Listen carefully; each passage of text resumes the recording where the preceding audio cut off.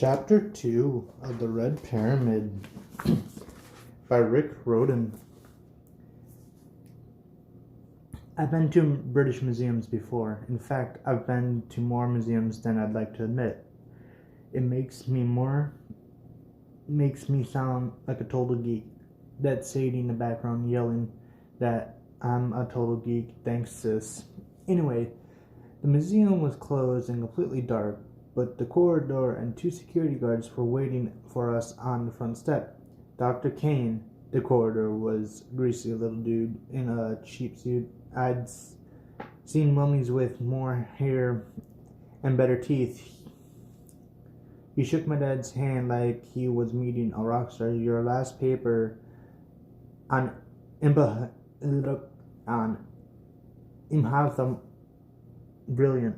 I don't know, my brain isn't here. But anyhow, back to the book. I don't know how you translated those spells. Who? Sadie muttered to me. Adhep, I said. A high priest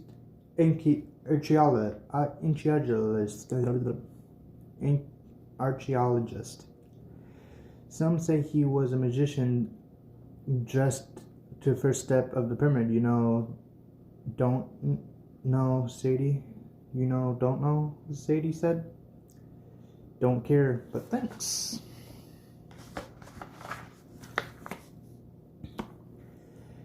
Dad expressed his gratitude to the curator for hosting us on a holiday day.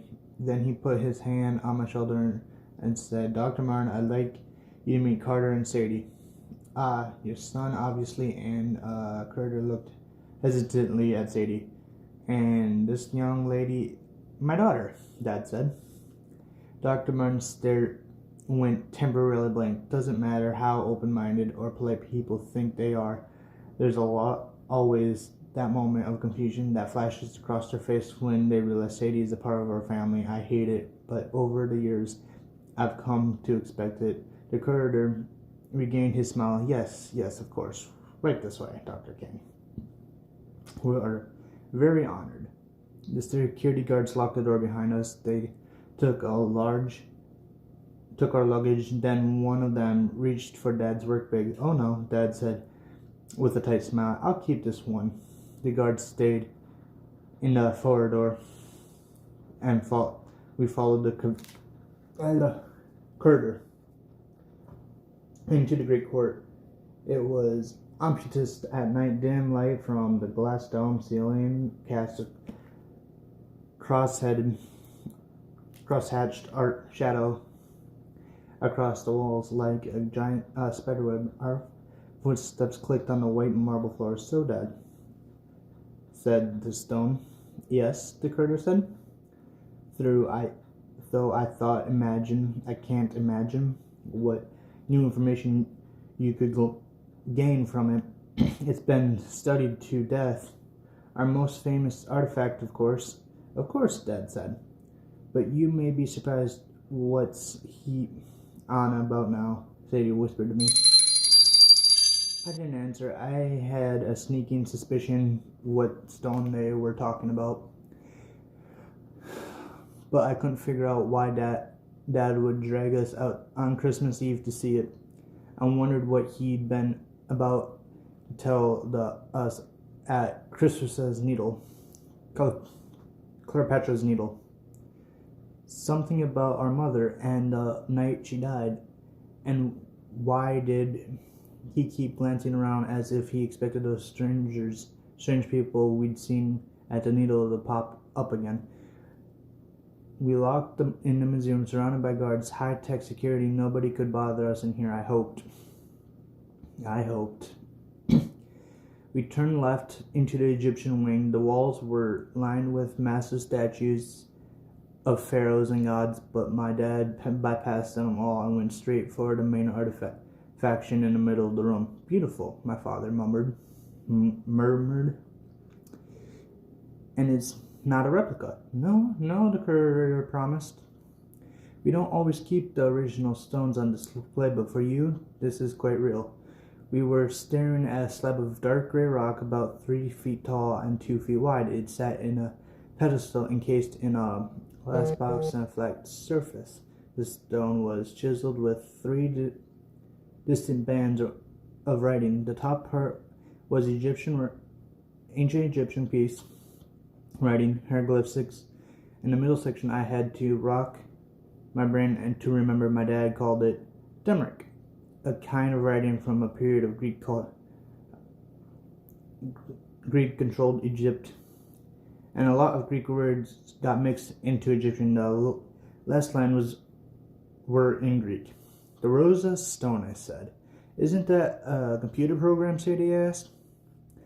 I wanted to tell her how stupid she was, but the courier cut me off with a nervous laugh. Young lady, the Rosa Stone was the key to dissolving hieroglyphics. It was discovered by Napoleon's army in 1799, and oh, right, Sadie said, I remember now. I knew she was just saying that to shut him up, but my dad wouldn't let it go. Sadie, he said. Until the stone was discovered, regular mortals, no one had been able to read hieroglyphs for centuries. The written language of Egypt had been completely forgotten, and an Englishman named Thomas Young proved that Rosa's Stone, 3 languages, all conspired the same message. A Frenchman named Champlain, I don't know, it's cut off. I'm sorry, I'm not here, but back to the book. Took up the work and cracked the code of the hieroglyphs. Sadie chewed her gum, unimpressed. What's it say then? Dad shrugged. Nothing important. It's basically a thank you letter from some priest to King Promptly V. When it was first carved, the stone was no big deal, but over the centuries, it has become a very powerful symbol, perhaps the most important connection between ancient Egypt and modern world. I was a fool not to realize its potential sooner. He lost me, and apparently the quarter too. Dr. Kane, he asked, are you quite all right? Dad breathed deeply. My apologies, Dr. Martin. I was just thinking out loud. If I could have a glass removal, and if you could bring me the papers I asked for from your archives. Dr. Martin nodded, and he pressed the code into a small remote control in front of the glass box and clicked open. It will take a few minutes to receive the notes, Dr. Martin said. For anyone else, I could hesitate to grant unguarded access to the stone, but you've requested. I trust you'll be careful. He glanced at us kids like we were the troublemakers. We'll be careful, Dad promised. As soon as Martin's steps recited, Dad turned to us with a frantic look in his eyes. Children, this is very important.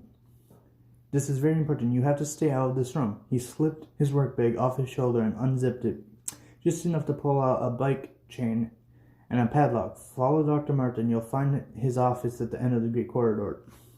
On the left, there's only one entrance. Once he's inside, wrap this around the door handle and lock it tight. We'll need to delay him. You want us to lock him in? Sadie asked, suddenly interested. Brilliant. Dad, I said, what's going on? We don't have time for explanations, he said. This will be our only chance. They're coming. Who's coming? Sadie asked. He took Sadie by the shoulder. Sweetheart, I love you and I'm sorry. I'm sorry for many things, but there's no time now, and if this works, I promise I make everything better for all of us. Carter, you're my brave man. You have to trust me. Remember to lock up Dr. Martin, then stay out of this room. Chaining the corridor's door was easy, but as soon as we'd finished, he looked back the way we'd come and saw blue light streaming from the Egyptian gallery, as if our dad had installed a giant glowing aquarium.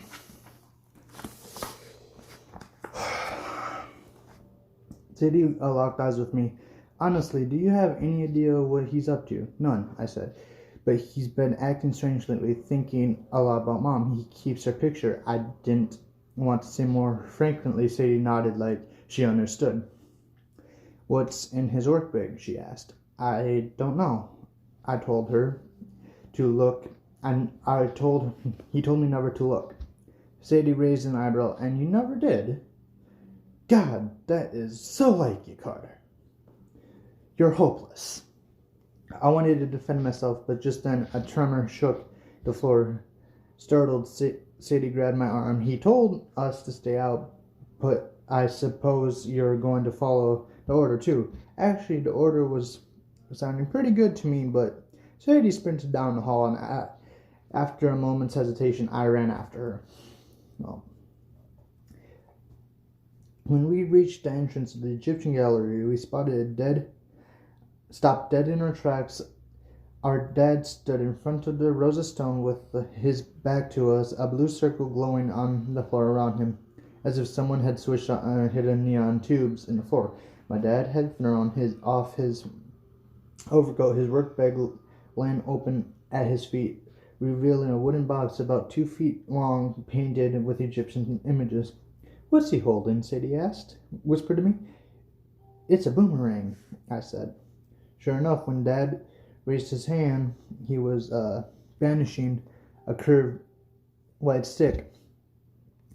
It did look like a boomerang, but instead of throwing the stick, he touched Rosa's stone. Sadie caught her breath. Dad was writing on the stone.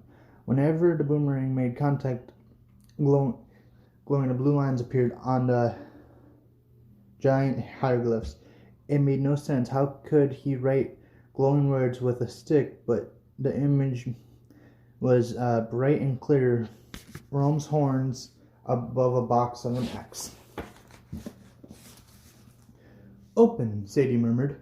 I stared at her because it sounded like she had just translated the word. But that was impossible. I'd been hanging around Dad for years, and even I could read only a few hieroglyphs. They are seriously hard to learn. Dad raised his arm. He chanted Hu Sarai, and 2 more hieroglyph symbols burned blue against the surface of the Rosa Stone. As stunned as I was, I recognized the first symbol. It was the name of an Egyptian god of the dead. Hu Sarai, I whispered. I'd never heard it pronounced that way, but I knew he meant Orias. Orias came, Sadie said, as if in a trance. Then her eyes widened. No, she shouted, Dad, no. Our father turned in surprise. He started to say children, but it was too late. The ground rumbled, and a blue light turned to staring white, and a Rosa Stone exploded. When I regained consciousness, the first thing I had was a laughter, horrible, glue-free laughter mixed in with a blare of museum security alarms. I felt like I'd just been run over by a tractor. I sat up, dazed, and spit a piece of Rosetta Stone out of my mouth. The gallery was ruined, waves and fire and ripples. It pools along the floor. Giant structures had toppled, scrapulously had been knocked off the pedestals. Pieces of the Rosetta Stone had exploded outward with such force that they emballed themselves in the columns of the walls and other exhibits. Sadie was passed out next to me, but she looked unharmed. I shook her shoulder, and she grunted, "Oh." In front of us, there where the Redstone had been, stood a smoking shard of pedestal. The floor was blackened in the sunburst pattern, except for the glowing blue circle around our father. He was facing our direction, but he didn't seem to be looking at us. A bloody cut ran across his scalp. He gripped the boomerang tightly. I didn't understand what he was looking at, and then the horrible laughter echoed around the room again, and I realized it was coming from right in front of me. Something stood between our father and us. At first, I could barely make it out, just a flicker of heat. But as I constructed it, took a vague form and fiery outline of a man with He was taller than my dad, and his laugh cut through me like a chainsaw. "Well done," he said to my father. "Very well done, Julius. You are not summoned." My father's voice trembled.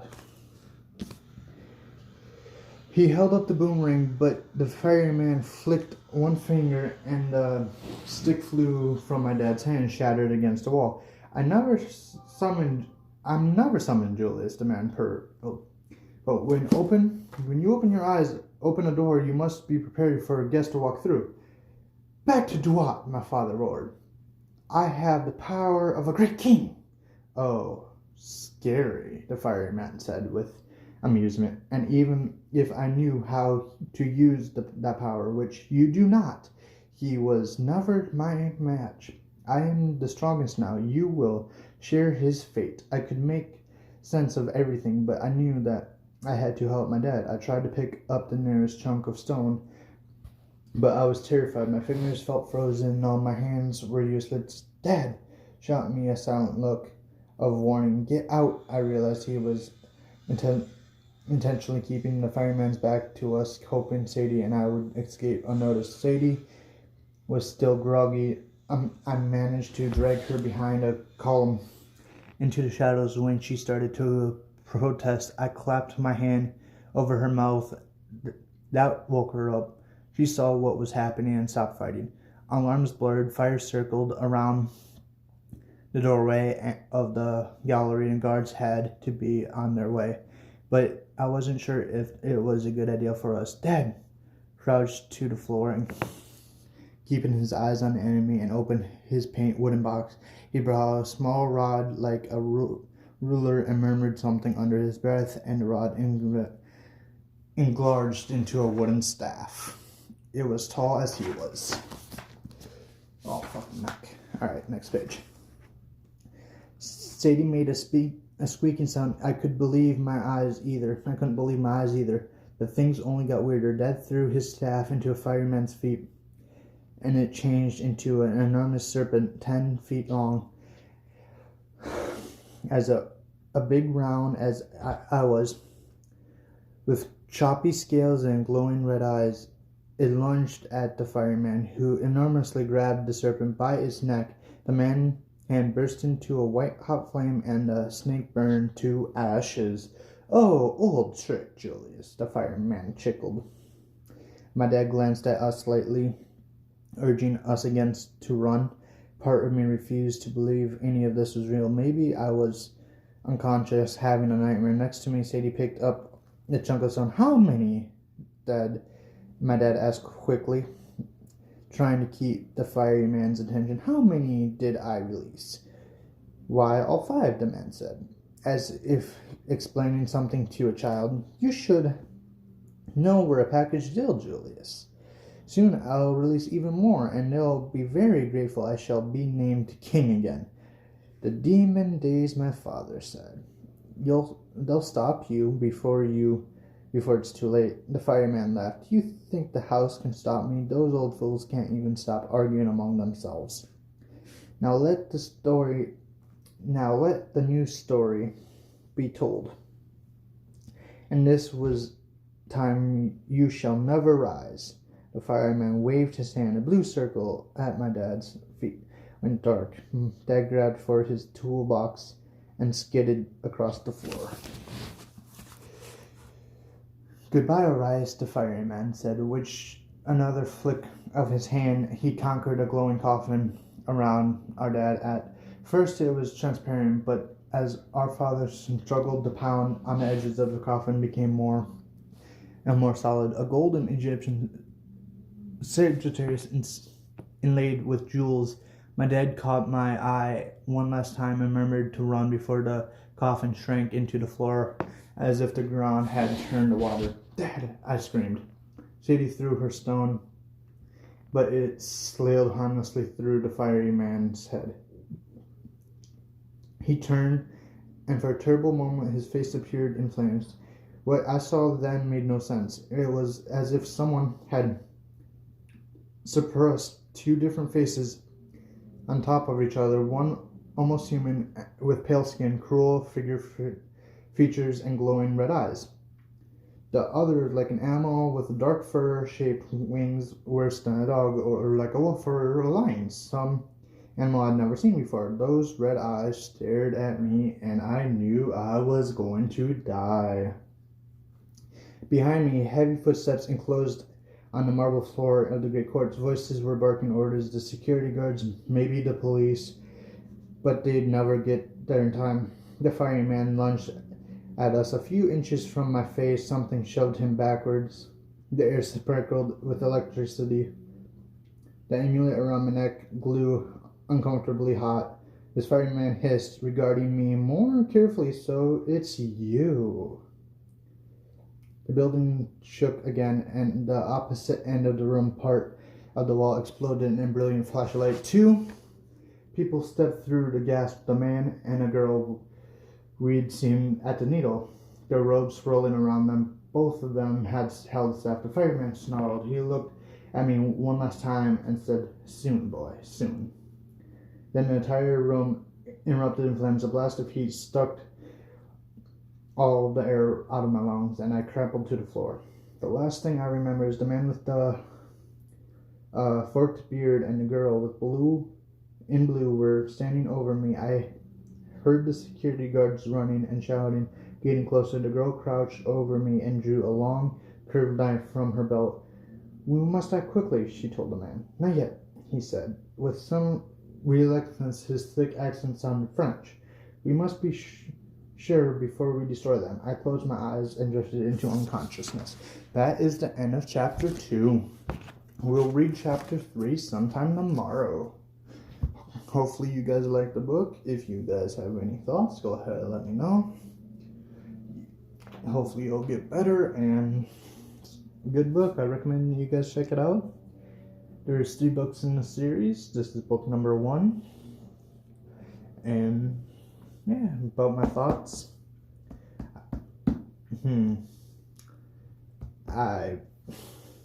They should have listened, in my opinion. It's a good book, though. Anyhow, keep on keeping on, guys, and I'll catch you in the next one. Peace.